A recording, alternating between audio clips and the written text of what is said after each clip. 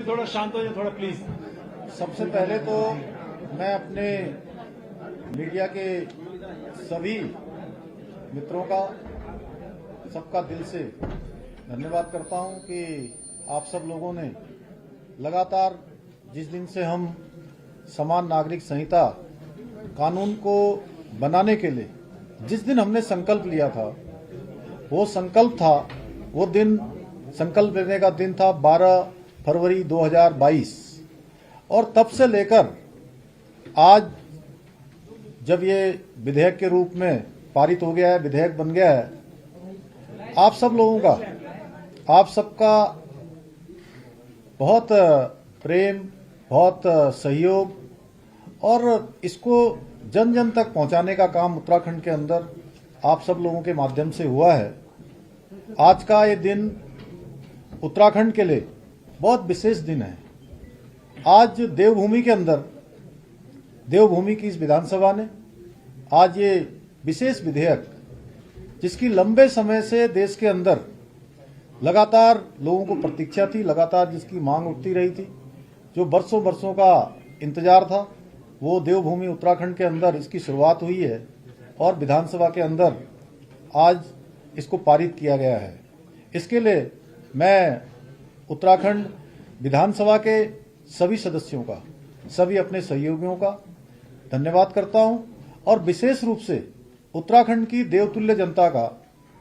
धन्यवाद करना चाहता हूं कि उनके कारण से ही, उनके आशीर्वाद से ही, उनके समर्थन से ही और उन्होंने जो हमको सरकार में आने का मौका दिया, उसके कारण से ही आज हम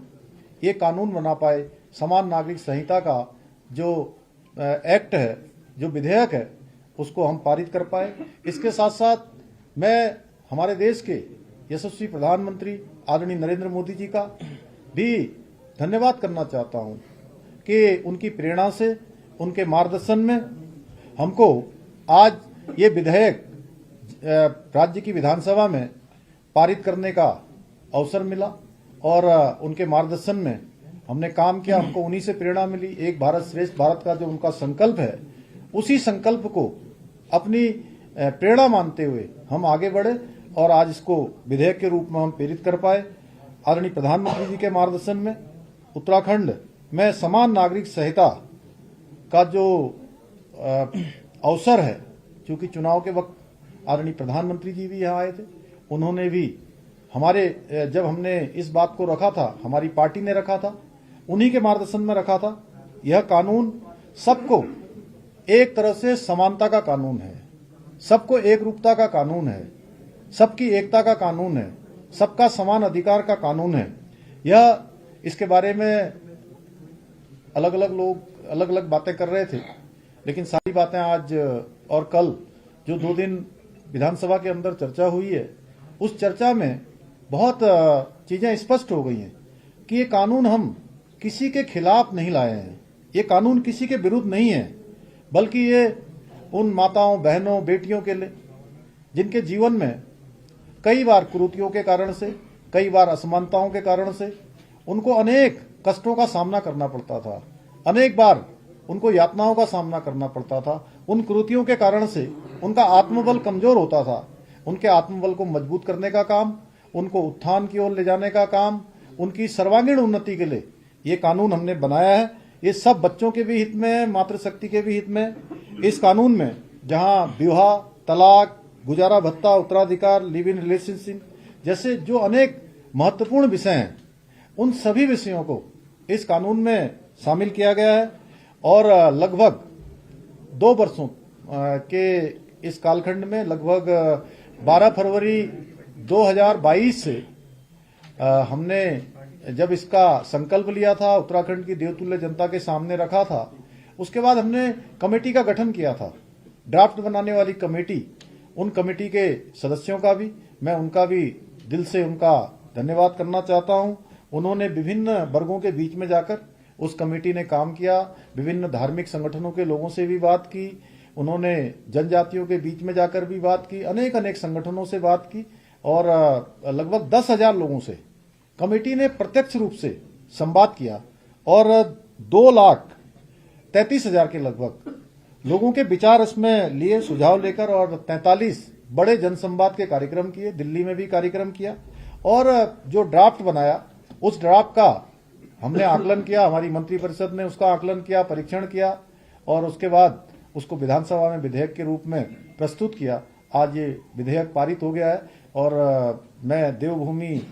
उत्तराखंड की देवतुल्य जनता का धन्यवाद करना चाहता हूं, विधानसभा के सभी सदस्यों का जिन्होंने इसमें सहभागी होने का, जिनको ये अवसर मिला है, जिनके हाथों ये शुभ काम हुआ है, उन सब का धन्यवाद करता हूं, और आदरणीय प्रधानमंत्री जी का विशेष रूप से धन्यवाद करते हुए कि उत्तराखंड की देवतुल्य जनता की तरफ से कि देश बनाने की तरफ उत्तराखंड आगे बढ़ा है, उत्तराखंड ने शुरुआत की है,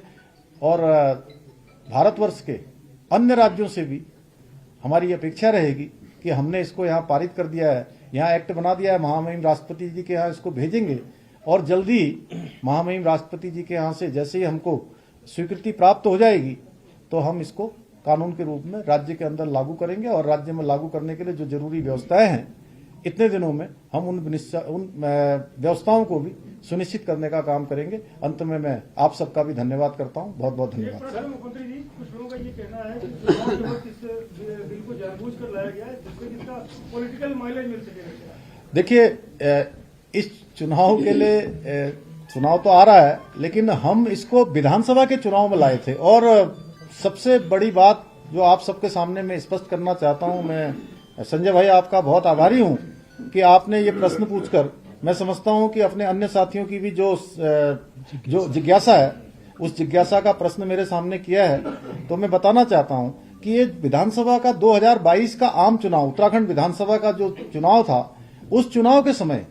12 फरवरी 2022 को उत्तराखंड की देवतुल्य जनता के सामने हमारी पार्टी ने ये संकल्प रखा था, हमारे संकल्प पत्र में है कि हम सरकार बनने पर इसको लागू करने की दिशा में कदम बढ़ाएंगे, हम इसको लागू करेंगे, और आज वो संकल्प सिद्धि का दिन है।